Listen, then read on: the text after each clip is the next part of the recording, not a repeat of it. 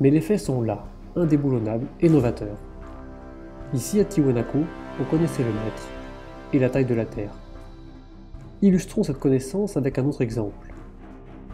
La distance qui relie la porte du Soleil jusqu'à la statue centrale en andésite est de 100 mètres, avec un azimut de 26,56 degrés, qui est la diagonale d'un double carré.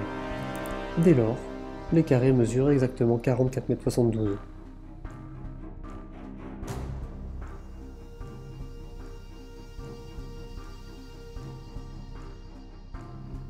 Les archéologues n'ont pas prêté attention à ces mesures. Il y a bien un plan de l'enceinte de Kalasasaya, mais pas pour les autres enceintes. On ne trouve pas de plan précis.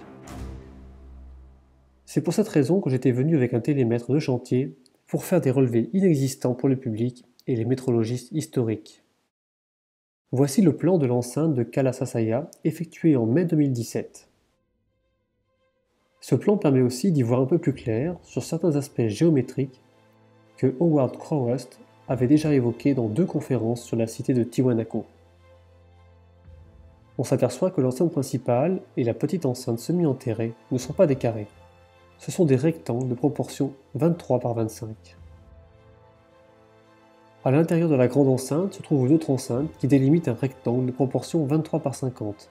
Or, ce dernier rectangle détermine exactement l'angle solsticial à cette latitude et altitude de 3820 mètres.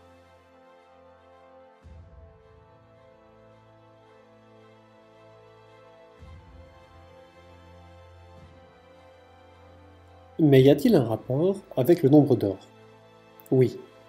Howard a compris que l'emplacement des 5 portes, de la Lune, du Soleil, de Kalasasaya, de l'enceinte semi-enterrée et de Kantatalita sont alignés suivant un axe de 20,9 degrés qui détermine un rectangle de proportion 1 par 2,618, soit le nombre d'or au carré.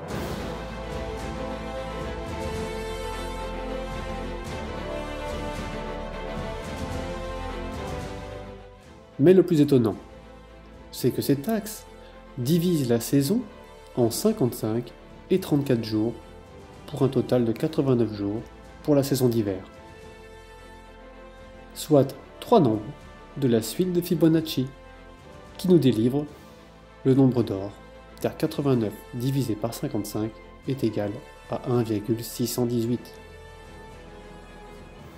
Par chance, j'étais présent en Bolivie au 55e jour après l'équinoxe. J'ai donc pu vérifier que le soleil se couchait dans cet axe.